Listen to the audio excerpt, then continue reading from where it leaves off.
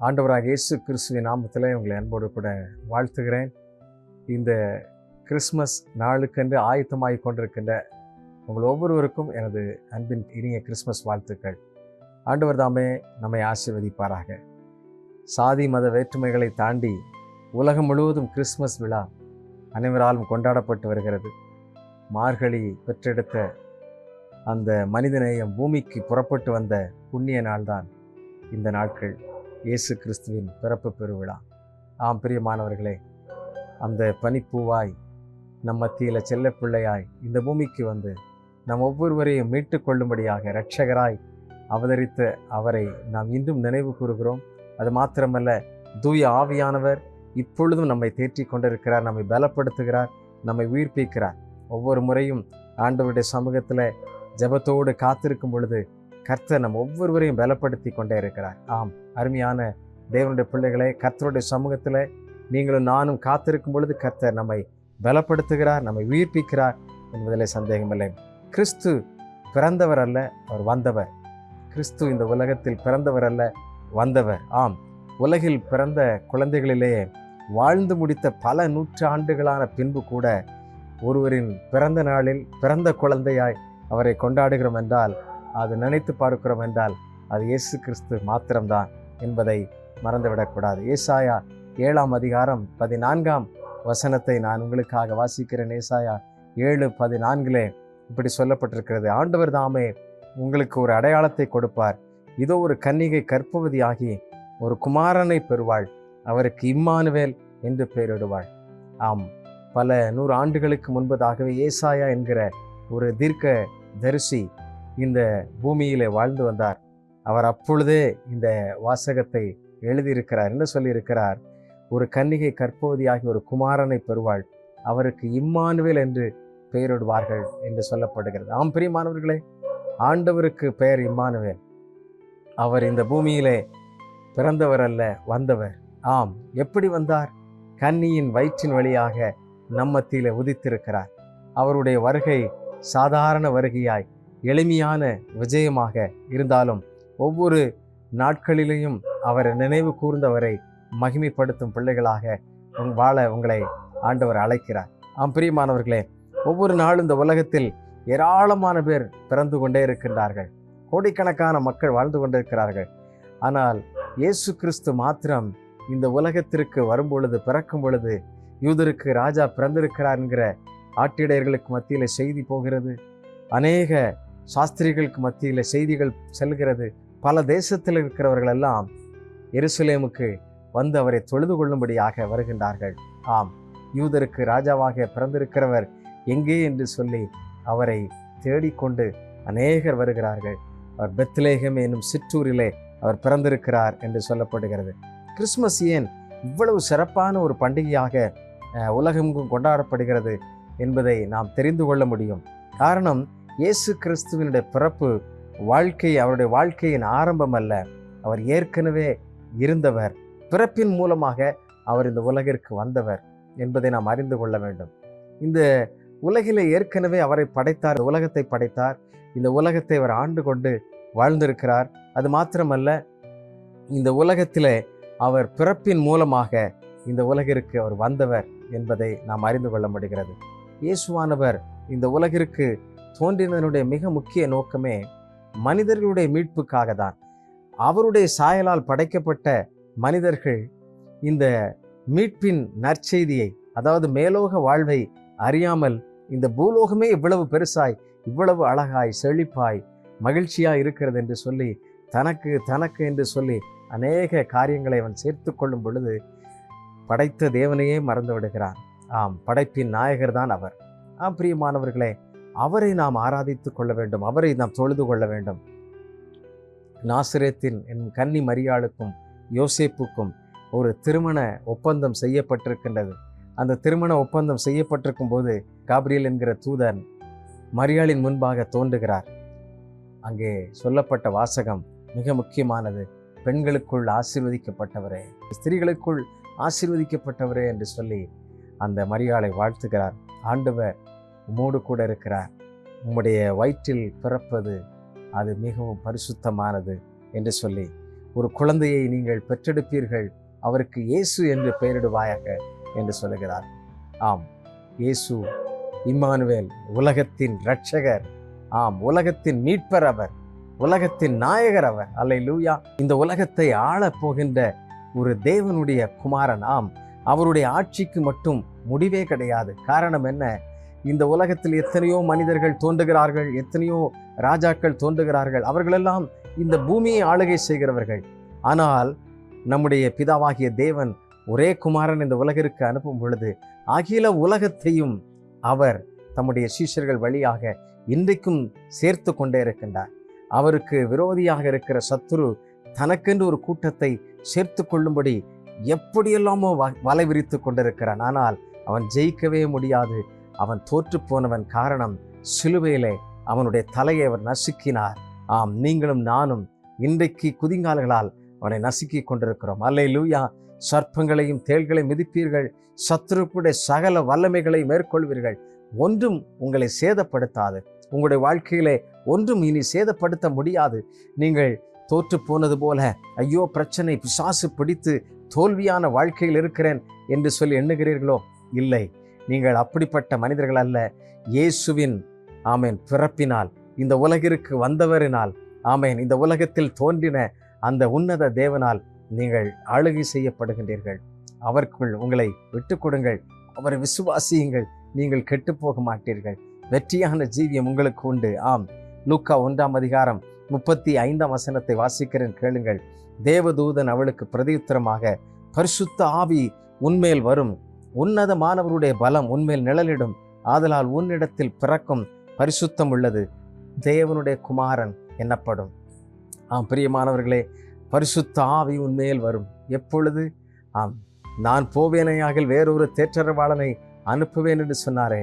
ஆனால் அதற்கு முன்பதாகவே இந்த பூமியை ஆமேன் ஆவியானவர் சூழ்ந்திருக்கிறார், ஆண்டு கொண்டு வருகிறார் என்பதை நீங்கள் காண முடியும். ஆம் பிரியமானவர்களே, தேவ தூதர்கள் ஆமேன் அப்படிப்பட்ட வார்த்தையை சொல்லும் பொழுது, இது எப்படி ஆகும், இது எப்படி நிகழும், நான் கன்னி ஆயிற்றே என்று சொல்ல, ஆண்டவர் உன் வயிற்றில் பிறப்பதை ஆசீர்வதித்திருக்கிறார் என்பதை ஆமேன் யோசேப்பு தனிமையில் சிந்தித்து கொண்டிருக்கும் பொழுது காபிரியேல் யோசேப்பினுடைய கனவிலே தோன்றி, நீ அவளை ஏற்றுக்கொள்வதற்கு ஐயப்பட வேண்டாம் என்று சொல்லி அவளை உற்சாகப்படுத்த, யோசேப்பு விழித்தெழுந்து கொள்ளுகின்றார், சேர்த்து கொள்ளுகின்றார், மனைவியாக ஏற்றுக்கொண்டார் என்று சொல்லப்பட்டிருக்கிறது. பிரியமானவர்களே, உலகத்திலே ஒரு உன்னத ராஜா எங்கே தோன்றுவார்? யூதருக்கு ராஜா ஒரு சிம்மாசனத்தில் தோன்றுவார் என்று சொல்லி உலக ஞானிகளும் உலகத்தின் தலைவர்களும் எண்ணிக்கொண்டிருக்கும் பொழுது, இந்த உலகிற்கு கன்னியின் வயிற்றின் வழியாக வந்தவர்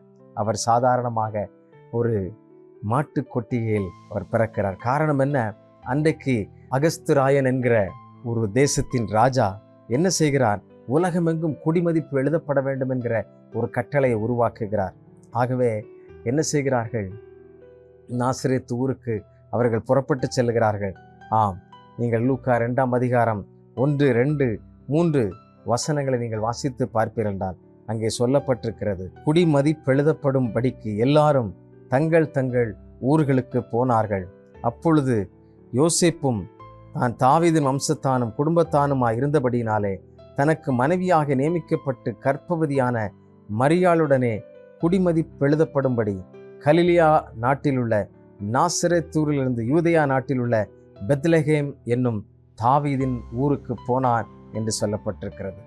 பிரியமானவர்களே, கணக்கிட கட்டளையிட்டதும் தம் பெயரை பதிவு செய்வதற்கு யோசேப்பு தன்னுடைய சொந்த தேசத்திற்கு புறப்பட்டு செல்லுகிறார். பெத்லெகேம் என்னும் தாவீதின் ஊருக்கு செல்லுகின்றார். அந்த வேளையில், பயணிக்கும் வேளையில் மரியாளுக்கு பிரசவ வேதனை வரும்போது விடுதியில் இடம் கிடைக்கவில்லை, சத்திரத்தில் இடமில்லை. ஆகவே மாட்டுத் தொழுவத்தில் உலகத்தின் பாவங்களை போக்கும் உன்னதத்தின் தேவன், இறைமைந்தன் இயேசு தெய்வ மகனாய் எளிமையாய் இந்த உலகிலே அவதரித்தார் எனப்படுகிறது. அல்லேலூயா. மாற்றங்களை உருவாக்கிய உன்னத குழந்தை. மீகா 5:2 நீங்கள் வாசித்து பாருங்கள். எப்ராத்தா எனப்பட்ட பெத்லெகேமே, நீ யூதேயாவில் உள்ள 1000ங்களுக்குள்ளே சிறியதாயிருந்தும் இஸ்ரவேலை ஆளப்போகிறவர் உன்னிடத்திலிருந்து புறப்பட்டு என்னிடத்தில் வருவார்.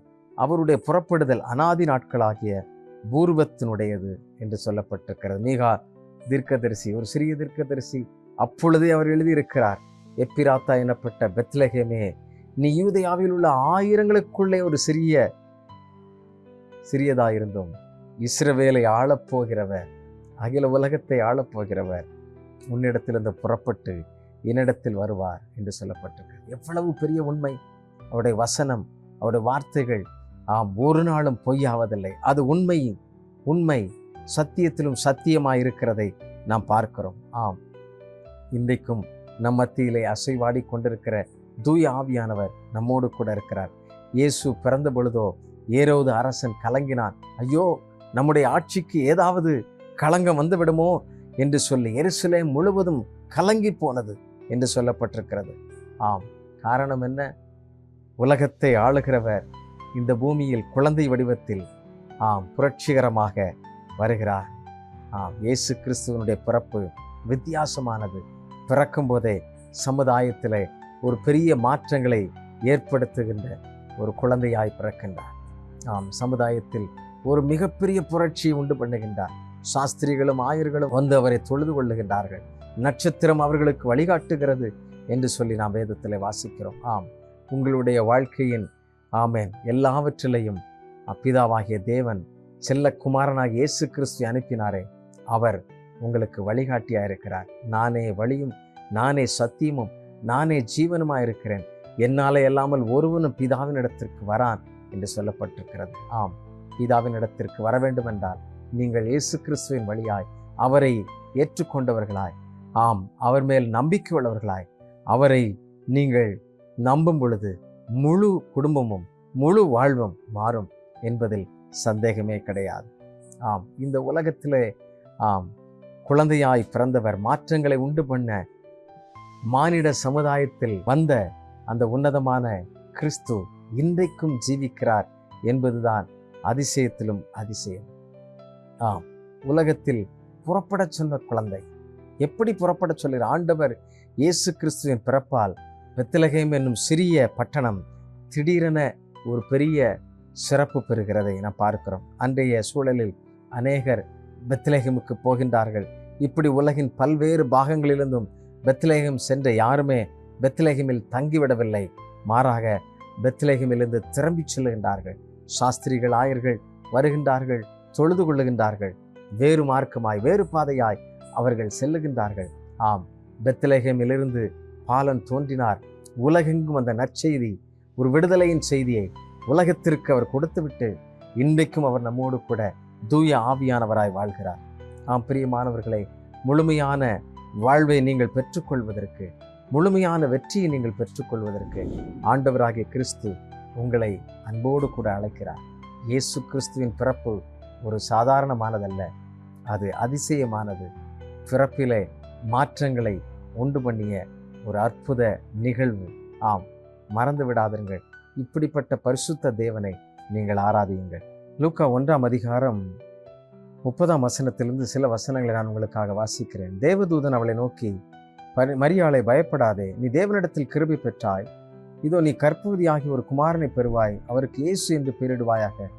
அவர் பெரியவராயிருப்பார், உன்னதமானவருடைய குமாரன் எனப்படுவார். கர்த்தராகிய தேவன் அவருடைய பிதாவாகிய தாவீதின் சிங்காசனத்தை அவருக்கு கொடுப்பார். அவர் யாக்கோபின் குடும்பத்தாரை என்றென்றைக்கும் அரசாளுவார். அவருடைய ராஜ்யத்திற்கு முடிவிராது என்றான். அதற்கு மரியாள் தேவதூதனை நோக்கி, இது எப்படியாகும், புருஷனை அறியனே? தேவதூதன் அவளுக்கு பிரதியுத்தரமாக, பரிசுத்த ஆவி உன்மேல் வரும், உன்னதமானுடைய பலம் உன்மேல் நிழலிடும். ஆதலால் உன்னிடத்தில் பிறக்கும் பரிசுத்தம் உள்ளது தேவனுடைய குமாரன் எனப்படும் என்று சொல்லப்பட்டிருக்கிறது. பிரியமானவர்களே, ஆண்டவராலே கூடாத காரியம் ஒன்றுமே கிடையாது. தேவனாகிய கர்த்தர் எல்லாவற்றையும் செய்ய வல்லமை உள்ளவர். பூமியின் துகளில் எண்ண முடியும், வானத்தின் நட்சத்திரங்கள் எல்லாம் பெயரிட்டு அழைக்கின்ற ஒரு உன்னதமான ஒரு பரிசுத்த தெய்வம் அவர். உங்களுடைய தனிப்பட்ட வாழ்விலையும் அநேக நன்மைகளை அவரால் செய்ய முடியும். அவரால் செய்ய முடியாத காரியம் ஒன்றுமே இல்லை, எல்லாம் அவரால் கூடும். அப்படித்தான் இங்கே மரியாளுடைய வயிற்றிலே ஆண்டவர் தோன்றுகிறார். இந்த பூமிக்கு அவர் வருவதற்கு அவர் தெரிந்து கொண்ட ஒரு பாத்திரமாக மரியாள் இருக்கிறார். பிரியமானவர்களே, இந்த உலகத்திலே பரிசுத்தமாய் இந்த உலகத்தில் தோன்றிய ஒரு முதல் அற்புத குழந்தை, அற்புத தெய்வம் ஆண்டவராகிய இயேசு கிறிஸ்து. ஆம், இந்த உலகத்தில் அவர் பெரியவராயிருப்பார், உன்னதமானவருடைய குமாரன் எண்ணப்படுவார், அவருடைய பிதாவாகிய தாவீதின் சிங்காசனத்தை அவருக்கு கொடுப்பார் என்று சொல்லப்பட்டிருக்கிறது. எத்தனையோ தடைகள், எத்தனையோ போராட்டங்கள். இந்த உலகத்தில் அவர் பிறக்கும் பொழுதே உலகத்தின் ராஜாக்கள் அவரை தள்ளிவிடுவதற்கு யோசிக்கின்றார்கள். 2 வயதிற்கு கீழ் உள்ள குழந்தைகள் எல்லாம் கொல்வதற்கு எத்தனைக்கின்றார்கள். அது மாத்திரமல்ல, குடிமதிப்பு எழுதப்பட வேண்டும் என்று சொல்லி அவரை அலக்களிப்பதற்கு முயற்சி செய்கின்றார்கள். கணக்கெடுத்து பார்த்து விடலாம் என்று சொல்லி திட்டமிடுகின்றார்கள். ஆம், தேவனுடைய திட்டத்தை ஒருவரும் தடுத்து நிறுத்த முடியாது. உங்களுடைய வாழ்க்கையிலே ஆண்டவருடைய திட்டம் இருக்கும் என்றால், ஆண்டவருடைய சுத்தம் இருக்கும் என்றால், நீங்கள் அவருடைய பிள்ளையாக நீங்கள் இருப்பீர்கள் என்றால், அவர் உங்களுக்காக வைத்திருக்கின்ற திட்டத்தை ஒருவரும் தடுத்து போட முடியாது.